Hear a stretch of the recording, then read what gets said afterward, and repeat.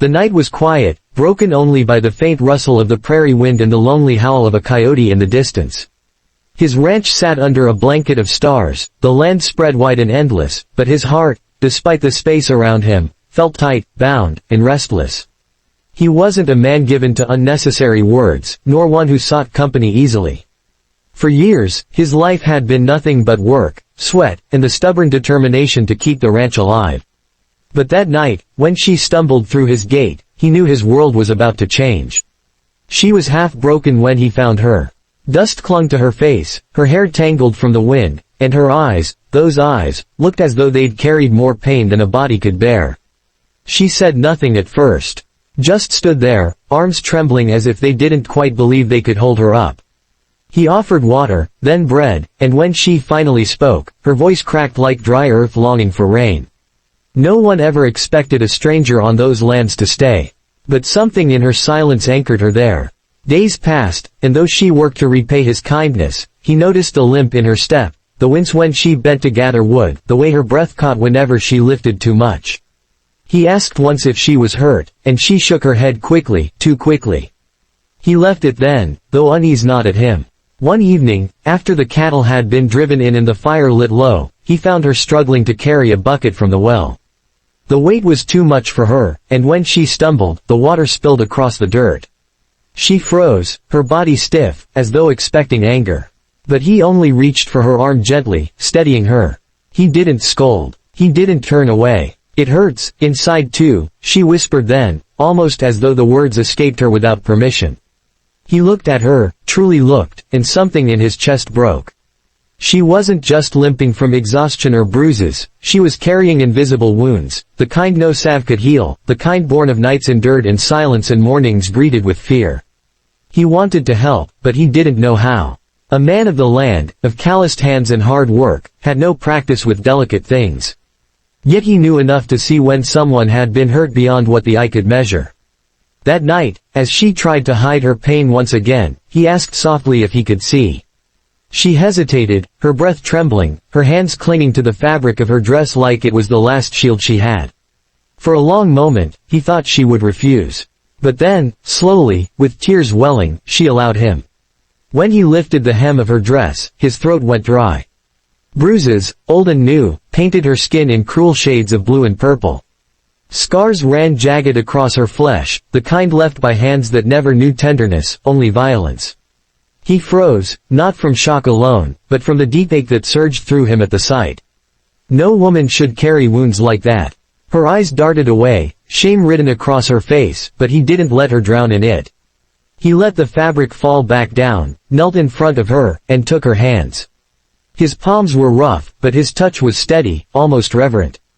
"It ain't just your body that's been hurt," he said quietly, his voice rough like gravel. "I can see it. And I reckon healing takes more than time. But I want you to know, you ain't alone anymore." Her tears spilled then, freely, as though years of holding them back had broken under the weight of his words. He didn't try to stop them, didn't hush her or turn away. He let her cry, let her grief pour out into the silence of that lonely ranch house, because sometimes the only way to mend a wound was to let it bleed first. From that night on, things began to change. Slowly, carefully, like spring creeping across frozen ground. He treated her pain not as weakness but as proof of her strength. He taught her the rhythm of the land, how to mend fences, how to ride without fear, how to find quiet in the wide open sky. She, in turn, began to breathe again, not as someone waiting for the next blow, but as someone learning what freedom felt like. The scars never vanished, and the memories didn't disappear overnight. But each day she stood a little taller, laughed a little freer, trusted a little deeper. And though the rancher had thought himself hardened, he found that her healing softened him, too. He no longer worked just for survival, he worked for her, for them, for the fragile yet fierce bond they had found in the ashes of broken pasts. He never forgot that night, the night he lifted her dress and froze at the truth of her suffering. For it was also the night he learned the deepest wounds were often unseen, and the greatest act of love was not in fixing someone but in standing beside them, steady and unyielding, until they could learn to stand again on their own. The days moved differently after that night, as if time itself had shifted its gait. Before her, his world had been measured by the rising and setting of the sun, by the cycles of branding season and harvest, by the weather that determined whether the cattle thrived or starved. But now, there was another rhythm. He woke with an ear tuned not only to the creak of the barn but to the sound of her footsteps in the kitchen, light and uncertain. He caught himself watching the way she tucked stray strands of hair behind her ear, the way she moved slower on the days when her pain clung to her like a shadow, and the way her eyes, though carrying sorrow, had begun to search the horizon instead of the ground. The land was hard, but it offered something that towns and crowded streets could not, a vastness that asked for nothing and judged even less. Out there, a person could vanish into the silence, or they could rebuild themselves piece by piece. He believed the latter was what she needed, and so he gave her the land itself as a teacher. When he set her to tasks, he did not do it to burden her but to show her that she was not fragile glass. He taught her how to saddle a horse, and though she fumbled with the straps at first, her determination was fierce. He showed her how to mend a broken gate, how to use her weight instead of her strength to pull it into place, and though she cursed under her breath, she laughed afterward, a sound he had not expected to hear so soon. But still, there were nights. Nights when he heard her cry softly in the room across from his, muffled behind a pillow as though afraid the darkness itself would betray her. He never intruded. He would sit on the porch instead, hat tipped low, listening to the sounds of the night creatures, giving her space to fight the ghosts that came crawling back when the day surrendered to the stars. Sometimes he wanted to knock on her door, to tell her she didn't need to fight them alone, but he feared pressing too hard. He knew the kind of wounds that didn't heal if forced open. One morning, he found her in the barn brushing one of the mares. Her hand moved slow, gentle, like she understood the animal's quiet language. He leaned on the rail, watching, until she noticed and froze, her body stiffening as if she had been caught trespassing. He shook his head. "Don't stop," he said softly. "She likes that. Animals know when hands are kind." She returned her gaze to the horse, and for the first time, she smiled without apology. That small smile stirred something in him he hadn't felt in years, something warmer than the whiskey that usually kept him company. The ranch became a place of small victories. She learned how to ride, clinging tight at first, then loosening her grip as confidence grew. He remembered the way she threw her head back one windy afternoon as the horse galloped across the open field, her laughter carried on the air like music. It was the kind of sound that stitched holes in a man's heart without asking permission. But just as healing came in fragments, so did the shadows return in waves. Some days she would wake pale, unable to meet his eyes, retreating into herself as if waiting for a blow that never came. He never pressed her with questions. He simply made sure the chores were lighter, that coffee was waiting on the table, and that there was silence enough for her to gather herself. He had learned that trust was not something handed over but earned slowly, in 100 quiet ways. One evening, she stood by the corral fence, arms folded tight, staring into the distance. The sky was bleeding into shades of purple and red, the sun sliding behind the hills. He joined her, resting his forearms on the top rail, waiting. After a long silence, she whispered, "You must wonder why I'm here. Why I was walking alone that night." His jaw tightened, but he didn't look at her, giving her the choice to speak or fall silent. "I ran," she said finally. "Ran from a man who thought I was his to break." The words were bitter, filled with shame and fury. She kept her eyes fixed on the horizon, as if looking at him would unravel her. He swallowed hard. "You don't owe me your past," he said, voice low. "You don't need to bleed old wounds to prove anything here." But her shoulders trembled, and she shook her head. "It doesn't leave, though. Not when I close my eyes. Not when I hear footsteps behind me. It hurts inside too, not just where he left marks." The ache in her voice made his chest burn. He wanted to say 1,000 things, wanted to promise her that she was safe now, that no man would ever lay a hand on her again. But he knew words could be as empty as the prairie if they weren't lived. So instead, he said only, "As long as you're here, you don't run anymore. Not unless it's towards something better." She turned then, eyes glassy, and though no more words were spoken, something shifted between them. The following weeks were marked by a growing bond neither spoke aloud but both felt. She began to hum while working, soft tunes that filled the silence of the kitchen.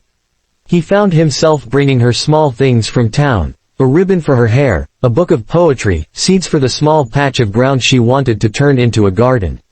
She received them with surprise each time, as if no one had ever thought she was worth such gestures. There was a moment, one night, that sealed itself into his memory. A storm rolled across the plains, lightning splitting the sky, thunder shaking the walls. She appeared at his door, pale and trembling, her hands fisted in her dress. Without a word, he stepped aside, letting her in. She sat near the fire, eyes wide, flinching at every rumble. He pulled a blanket around her shoulders, sitting close enough for her to feel his presence but not so close as to trap her. Slowly, as the storm raged, her breathing steadied. She leaned against him, tentative at first, then fully, as though her body finally trusted what her heart had begun to suspect, that here, with him, no harm would follow. The storm outside eventually passed, but inside, something permanent had settled. He knew then he would spend his life, if she allowed it, protecting the fragile but unbreakable spirit that had found its way onto his land. She, though still scarred, began to see him not just as the rancher who had given her shelter, but as the man whose silence spoke louder than cruelty ever could, whose strength was not in the weight he could carry but in the gentleness he could offer. The seasons turned. Her garden grew, a patch of color against the rough backdrop of the ranch. He caught her singing sometimes while pulling weeds, a sound he would pause his work just to hear. At night, they began to share more, memories, stories, fragments of their lives before fate had crossed their paths. She told him of the little things she missed, the scent of wildflowers after rain, the way her mother's hands once braided her hair. He told her of the long years spent alone, of a brother lost to fever, of the burden of land that was both a gift and a chain. Trust grew into something deeper, though neither dared name it yet. They moved around each other with the ease of two souls who had been broken in different ways but had found in each other a strange kind of mending. She no longer hid the scars on her arms when the summer heat called for rolled sleeves. He no longer drank himself to sleep to drown the silence. And though she still carried nights where the past clawed at her, he was there each time, steady as the land itself. When her hands shook, he held them without question. When her voice faltered, he reminded her she had nothing to prove. And when she smiled, even faintly, he carried that light with him through every dawn that followed. The ranch, once just a stretch of survival, became something new, a place not only of work but of rebirth. The cattle still needed tending, the fields still needed mending, but woven between those labors was something far more enduring. The slow, patient building of a life shared, not out of convenience or obligation, but out of the quiet certainty that two broken souls had somehow found wholeness in each other. And every time he looked at her, every time he caught that glimmer of strength returning to her step, he remembered the night he lifted her dress and froze, not because of the bruises, but because of the truth it revealed. She had been wounded deeply, yes, but she had also survived. And in her survival, he had found a reason to live differently, too. The ranch became more than land and cattle in the months that followed, it became a place of unspoken promise. The two of them worked side by side, their days a blend of silence, effort, and the occasional thread of laughter that seemed to catch them both by surprise. She had a way of tilting her head back when the wind blew across the plains, as if she were listening for something only the wide-open sky could whisper. He noticed, though he never said much. Words had never been his strong suit, and with her, he found they weren't always needed. He had thought once that scars made a person smaller, that pain shrank them down into fragments of who they once were. But watching her each day changed his mind. Her scars did not diminish her, they were proof of her endurance, a testament that she had survived things that might have broken another soul entirely. He saw that in the way she worked, fierce, unyielding, as if every completed task was a victory. Even when her limp grew worse after long hours on her feet, she pushed forward, though now she no longer hid the strain from him. When he noticed, he didn't chide her. He simply took the heavier load without fuss, as if it were the most natural thing in the world to share burdens. One morning, the sky was painted in streaks of pink and gold as they rode out together to check the far pasture. She rode more confidently now, her hands firm on the reins, her posture no longer that of someone clinging to survival but of someone learning to trust the ground beneath her. When a jackrabbit darted across their path, her horse startled, and she steadied it with a firm pull. He watched with quiet pride. She laughed at her own nerves, the sound echoing across the quiet expanse, and he felt it ripple through him like warmth in his chest. As they rode back, she asked, "Do you ever get lonely out here?" The question startled him, though he didn't let it show. He thought of the years before her, the long nights with only whiskey and silence for company, the days that only out here. The question startled him, though he didn't let it show. He thought of the years before her, the long nights with only whiskey and silence for company, the days that bled together with nothing but work to mark them. Used to, he said simply. She glanced at him, her eyes searching, but he didn't add more. She seemed to understand anyway. Her hand brushed against his on the reins as their horses walked side by side, and though the touch was brief, it lingered in his mind long after they returned to the ranch. There were challenges, of course. The ranch didn't bend to their healing, it demanded long hours, tough hands, and sacrifices. Fences broke, storms swept in without warning, and one autumn, sickness spread through part of the herd. He worked day and night to save what he could, his body pushed to its limit. She refused to stand by and watch. He found her in the barn at dawn, feeding weak calves from bottles, her hair damp from the cold, her face set with determination. When he told her she didn't need to, she fixed him with a look that silenced him. "I need to," she said. "If I can fight for this place, maybe I can fight for myself too." He didn't argue again. But the ghosts of her past were not so easily tamed. There were nights when she woke screaming, her body rigid with terror, her voice hoarse from crying out for mercy that never came. The first time it happened, he rushed into her room, but she cowered from him, eyes wide, as if he were the one who had harmed her. He froze in the doorway, heart breaking, unsure whether to step closer or retreat. Slowly, he lowered himself to the floor, sitting against the wall with his hands in plain sight. "You're safe," he said, voice rough but steady. "Ain't nobody gonna touch you here." He stayed like that until the trembling passed, until she realized he wasn't leaving her, even if she pushed him away. After that, when the nightmares came, she didn't resist his presence as much. Sometimes, when dawn finally broke, she would fall asleep again with her head resting against his shoulder, exhaustion finally pulling her under. In town, whispers began to stir. People noticed the woman who now accompanied the quiet rancher, the one with the haunted eyes and the guarded smile. Some speculated, some gossiped, and more than once he caught men staring too long, their curiosity edged with something he didn't like. He kept close to her during those trips, his presence enough to dissuade trouble. But one afternoon, as she waited outside the general store, a man approached her, a familiar face from her past. He wore the smirk of someone who thought the world owed him submission. She went pale, the basket slipping from her hands. Before the man could utter more than a word, the rancher stepped between them, his body a wall, his voice low but sharp as steel. "Best keep walking." The man sneered, muttered something under his breath, but he didn't linger. She stood frozen until he touched her arm gently, grounding her. She shook for the rest of the day, but later that night, she whispered, "You don't know what it means, having someone stand between me and him." He didn't respond, only pulled the blanket tighter around her shoulders, but inside he knew he would kill before letting her suffer again. Seasons passed, and their bond deepened. There were moments now of lightness that had once seemed impossible. He caught her dancing barefoot in the yard one spring evening, humming to herself as the sun dipped low.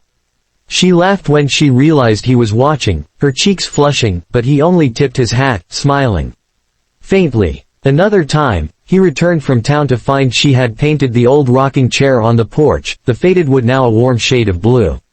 "Thought the place could use some color," she said with a shrug, but he saw the meaning behind it. She was claiming the ranch as hers too, planting roots where once she had only been passing through. The land itself bore witness to their slow transformation. The garden she planted flourished, spilling with flowers and herbs, their colors a defiant contrast against the rugged backdrop. The cattle thrived, the fences held, and though hardship never truly disappeared, it no longer felt like an endless battle fought by one man alone.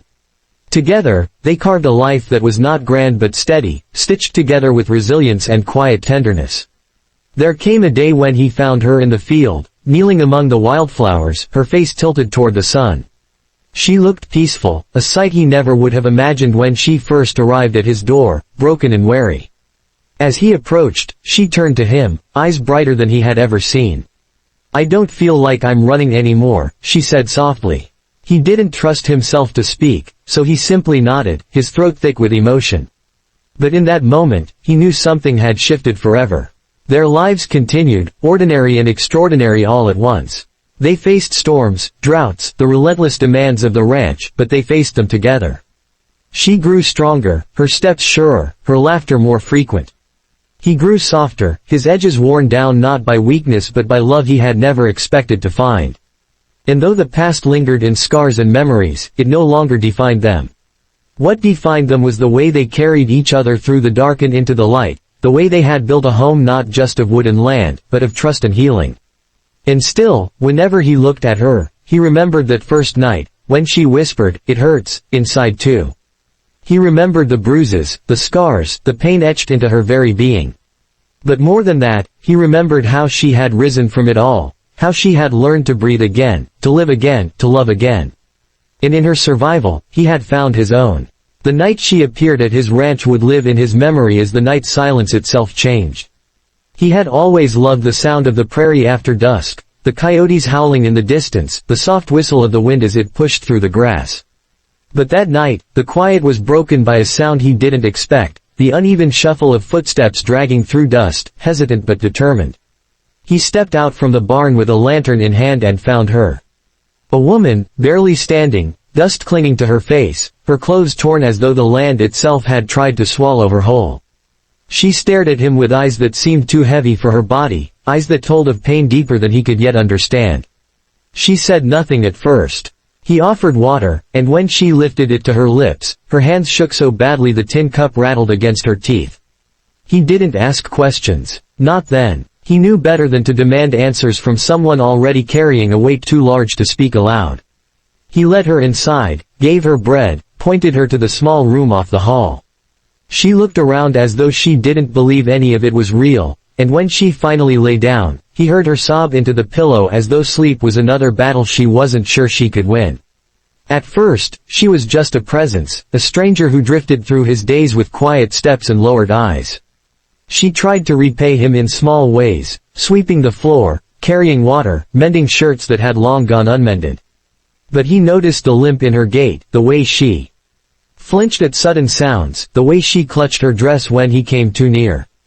And he noticed too that she never let her sleeves roll up past her wrists, never bent too low without a grimace, never carried weight without her breath catching in pain. He asked once, quietly, if she was hurt. She shook her head quickly, too quickly, and he let the subject drop, though it haunted him. Until that night when she spilled the water from the well and whispered those words, "It hurts, inside too." It was then that he understood the truth. She wasn't just wounded in body. Something had carved her open inside, left scars that no medicine could reach. When she let him lift the hem of her dress and he saw the bruises, the cruel evidence of what had been done to her, he froze, not from disgust, but from heartbreak. He let the dress fall gently, knelt, and held her hands as though they were the most precious things he had ever touched. "You ain't alone anymore," he told her.